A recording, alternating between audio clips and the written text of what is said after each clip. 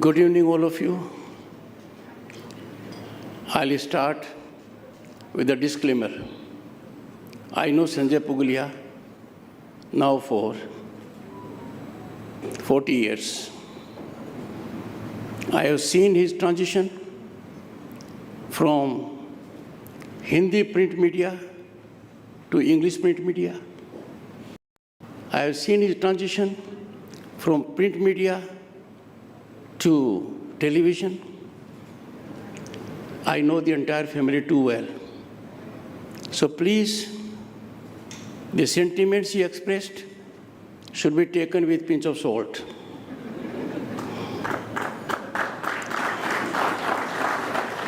I say so, otherwise there may be many caveats.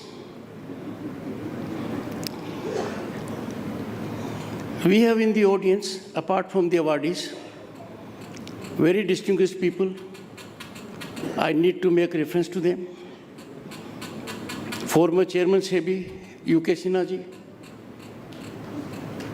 a remarkable human being, brought expertise to his job. Sri Gopal Jain, a distinguished senior advocate, well educated, and doing a good job. I know Sushil Rungta, former Chairman SAIL, for 58 years. His presence compromises my ability to address you, but I'll pick up some courage. Then coming to Padma Vibhushan, the one and the only one, Amjad Ali Khan ji. Sir, you are a source of inspiration, source of motivation, and the handicaps I suffer because of presence of others are more than neutralized by you.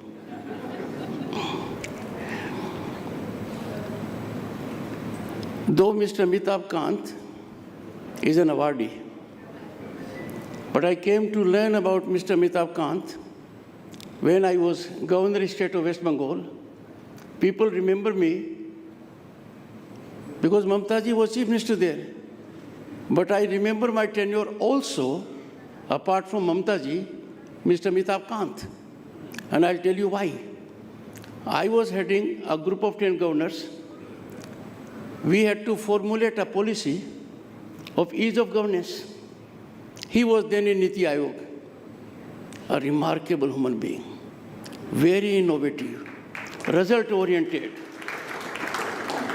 and his contribution helped me greatly on behalf of other 9 governors to formulate a good report. But then we tend to forget. But let us go to 2023. He was involved with an assignment that had potential fault lines that could have compromised his career. Organizing G20 was not easy. Organizing P20 was not easy. He came out with sparkling colors. There was no hiccup anywhere.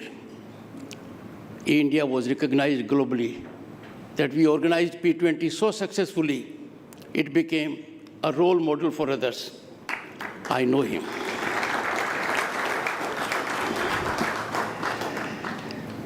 Well, this is an age where you must not ignore the younger generation. Doesn't matter if he happens to be son of your friend, Mr. Vipul Rungta. He has made his mark in his own right. I know him since birth. I look up to him on issues that matter greatly. And last, not least, I was elected to Parliament in 1989. Mr. K.C. Tyagi. I came to know him. And ever since then, we have been in touch. K.C. Tyagi brings in politics a fresh air. He is antidote to adversarial behavior. He has no enemies in politics. I have admired him on numerous occasions. We were in the same political party. When I had the good fortune to be a minister, the first thing I told him, you deserved it. I got it by accident. Friends, it is a delightful moment for me to be part of NDTV's Indian of the Year event. I'm still wondering why they stopped it in 2015. I was part of governance in 1989. That was beginning of coalition governance. We had more than 20 parties. I was a junior parliamentary affairs minister. In 2014, after 3 decades, the country came to have single party majority. I thought it was a good occasion in 2015 to continue the program. Thereafter, it was not. But I'm happy and delighted it is back on the rails.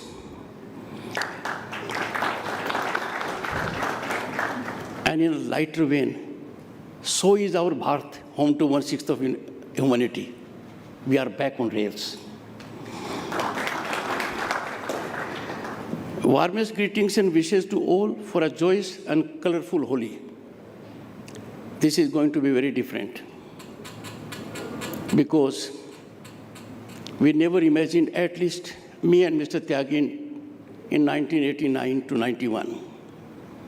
We had to suffer the pain that to sustain our financial credibility, physical gold of this country had to be airlifted to be placed to 2 Swiss banks.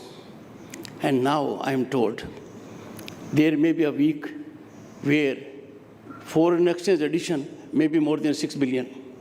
And it is now over 600 billion in total. So we face those changes. My congratulations to distinguished awardees. I can tell you, all of them have earned it. They well deserved of it. And when you have an award like this, then awardees become a source of inspiration and motivation for many others. It carries a stamp of credibility. Something that happened with respect to our civilian awards, Padma awards.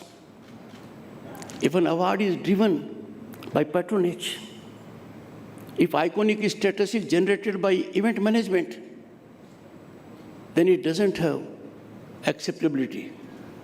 I congratulate the jury for having chosen people who have really contributed to the growth, rise of this country.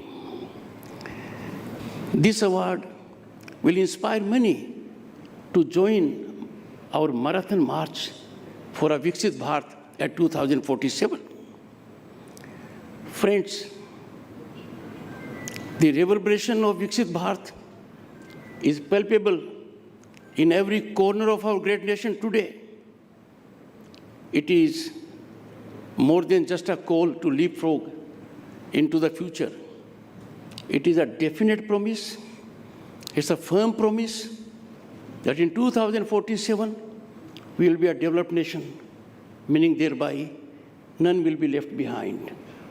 The development in this country in last decade has been plateau, not pyramidal. The benefit has accrued to one and all, and in every nook and corner of the country. Recent years have been a testament to India's journey from fragile 5 economies in the world. Fragile 5. We had the good fortune to be in the big 5, leaving behind Canada, UK, and France. It is a matter of time, and I can say less than 2 years, the country will be big 3 economies of the world, ahead of Germany and Japan. So our Amrit Kal, which from every consideration is our Gaurav Kal, in a sense, laying foundation for a developed nation in 2047. National mood in the country is one of hope and possibility. And why not? We have seen unprecedented economic rise. Those who claim to know economy, who were part of dispensation, and who thought and put it in public domain that rise will not be more than 5.5%,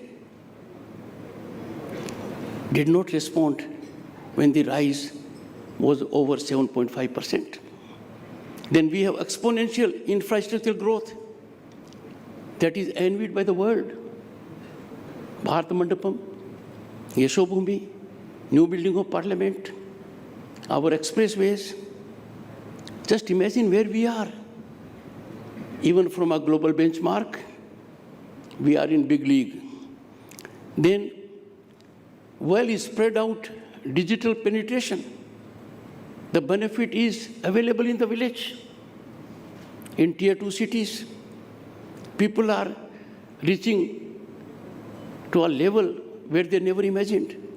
They are reaping dividends of it. And then upsurge and emergence of new vistas and opportunities. Our young people today have an ecosystem where they can exploit their energy and talent, their potential, and realize their aspirations and dreams. Affirmative governance has made it possible. Friends, when we look at the world affairs, India's image was never that high, and it is rising. G20 will be remembered for epochal accomplishments. African Union became a member of G20. India became voice of Global South.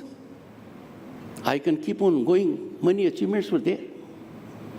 The entire world witnessed 5,000-old civilizational culture of this country.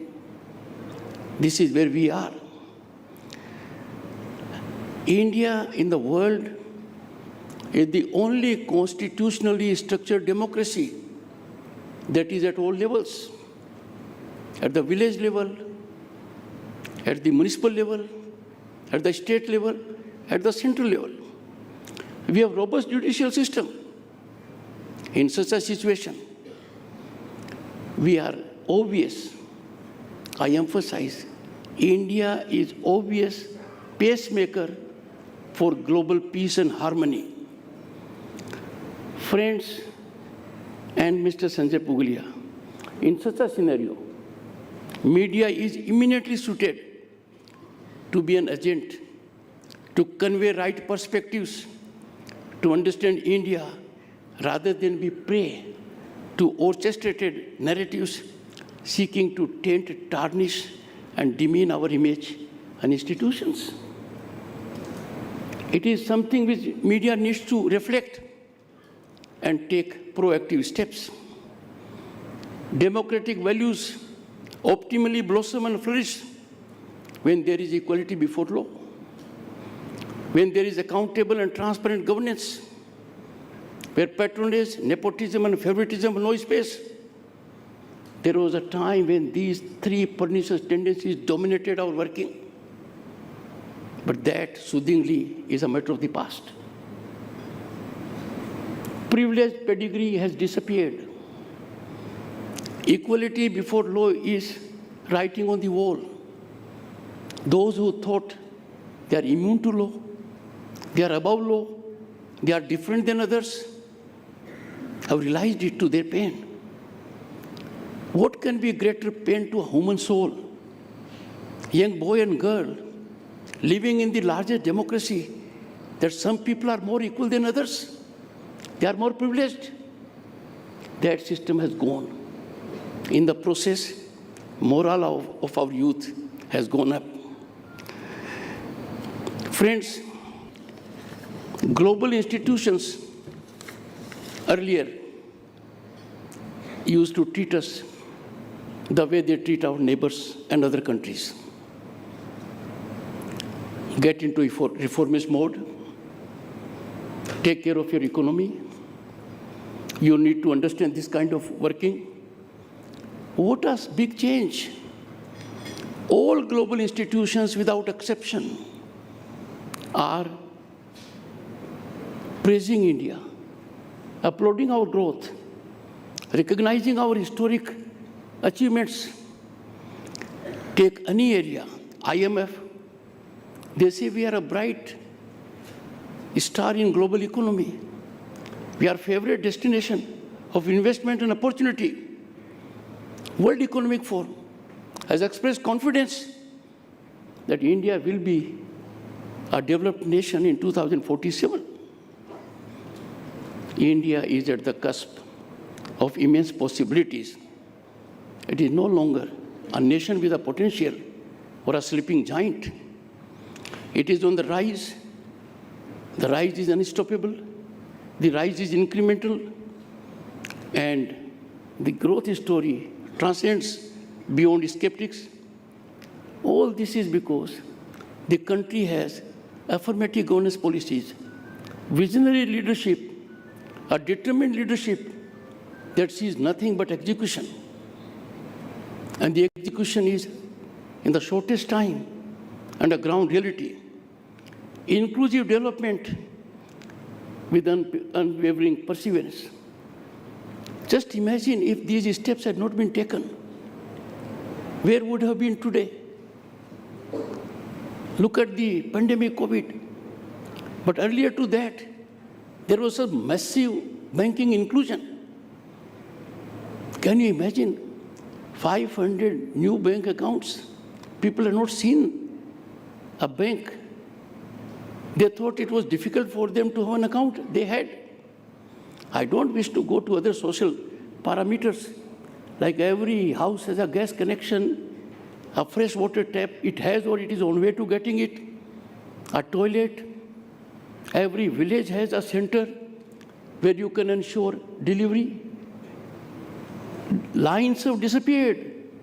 There was a time people used to take छुट्टी. I'm sure Amitabh Kant ji, you must have felt it. आज मुझे छुट्टी लेनी है क्योंकि मुझे बिजली का बिल जमा कराना है. आज मुझे छुट्टी लेनी है कि पासपोर्ट की एप्लीकेशन देनी है. We have transformed. We are in the big league of nations that have availed technology for rendering services. And this has contributed massively to transparent, accountable governance. India, friends, and media in particular needs to take note of it. We are amongst few countries in single digit that are extremely alive to the power of disruptive technologies. Our quantum computing commission is in place. Green hydrogen mission. Allocation has been made of 6,000 crore for the earlier one, 19,000 crore for the second one. In artificial intelligence, machine learning, blockchain, our focus is there. Gone are the days when we used to wait that technology will be developed in the West. We will be in the queue to get it. They will decide how much we get it. Circle is complete. India is now epicenter. India leads in harnessing these technologies. Media in such a scenario is an important factor, a great stakeholder in promoting these affirmative changes. It can contribute massively in building great Bharat, a Bharat of our dreams, foundation of which has been laid down in Amrit Kal. No nation, and now I'm coming to what media needs to do according to my perspective. No nation can grow without unflinching, steadfast, emanating from heart commitment to its nationalism and culture in all its facets. The spirit of nationalism must be deeply embedded in our thought process. How can we countenance some people compromising our nationalism? I appeal to media through you. You are an important media house. Economic nationalism is quintessentially fundamental to growth. If Bharat practices economic nationalism, just imagine we will save in billions drain of foreign exchange. Correspondingly, employment will be generated here. Entrepreneurship will blossom. If industry, commerce, and business decide that raw material will not leave our shores, there will be value addition. Things will go a long way. Media can do a great job. Media has a cutting role in imbibing the spirit of economic nationalism. Let me tell you, and everyone will agree with me, no fiscal gain can justify compromise of economic nationalism. We should not import an item which is available in the country. We need to subscribe to Swadeshi, vocal for local. The moment we get an item manufactured in this country from outside, we do it only for fiscal gain. We must not yield to this temptation. Media today shapes public opinion, disseminates information, and wields influence over social discourse. It is main pillar of society and country. As fourth pillar of democracy, media credibility lies solely within its own control. It should be effective, and there ought to be no hindrance in its way, while upholding high standards. Its smooth functioning is a collective responsibility shared by media, government, and society. Friends, media serves its cause best by being objective and not getting involved in politics. We know the ground reality. I will not reflect more on it. It should take all care and precaution so as not to become a battleground for partisan politics. Media cannot be a platform for free fall of untenable information. It damages our democratic fabric. It shatters individual reputations. It destroys institutions. If you start floating information without due diligence, it can wreck our economy, social fabric. How can we have a vibrant, robust democracy like ours that media will give wings to any kind of misinformation? It has to be neutralized, and that I'm sure media should be doing. We are living in times where public is extremely aware. Informed public is the spinal strength of democracy. Misinformation can be ruinous. Media is a natural watchdog to contain and curb such free fall of misinformation and falsehood. If media does not do it, then who will do it? There is urgent need for media and media houses to reflect and have a mechanism in this direction. Fearless, informed, independent media is the safest assurance to nurturing democracy. Let me tell you, I'll make one reference only. Citizen Amendment Act. Debate is taking place.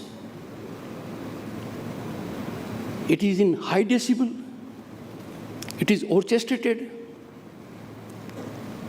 And situation is crystal clear. Citizen Amendment Act does not deprive any Indian citizen of his or her citizenship.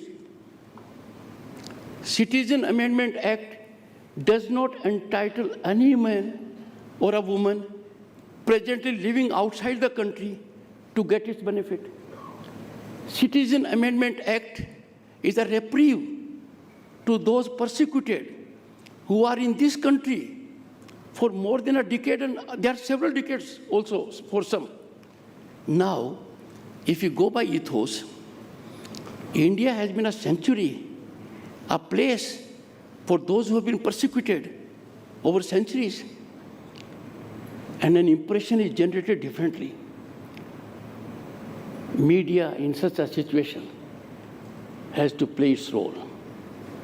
Why role is not being played in proper perspective? Because partisan alignments. It is good to speak from a platform that media's ethics is this, but people practice it. I'll be quoting more trouble if I get into more details. And a smile by Mr. Amitabh Kant says that it is good to be discreet on occasions. Media cannot be a registered, recognized, or unrecognized political party. Media has to do its job. We saw a decade ago some people in the media leveraged decision-making of a high caliber. It went to the extent of positioning in the cabinet, in the government. Media should not be a power broker. Media has only to do its job. Fourth pillar of democracy is also accountable. I appeal to everyone in the media. We are having a Bharat today, home to 1/6 of humanity. The world is looking at us. The world is looking at us with hope, optimism, and confidence that Bharat is a stabilizing force. We have a visionary Prime Minister who has been invited by both the parties to a conflagration. We are vindicating our age-old ethos of peace and harmony. I am sure media will engage into self-regulation. I will appeal to media in particular. Our young journalists in the villages, in tier 2 towns, in states are doing a great job. They are excellent. They are human resource of unrivaled nature. India has a large category of veteran journalists. This group constitutes a global think tank. By and large, our journalists are ethically oriented. They are passionate about their work. When everything is right, how can pudding be spoiled by some? And that media should come forward by your self-regulation. Friends, tonight we came together to recognize the Indian of the Year. And I can tell you each one of them merits it.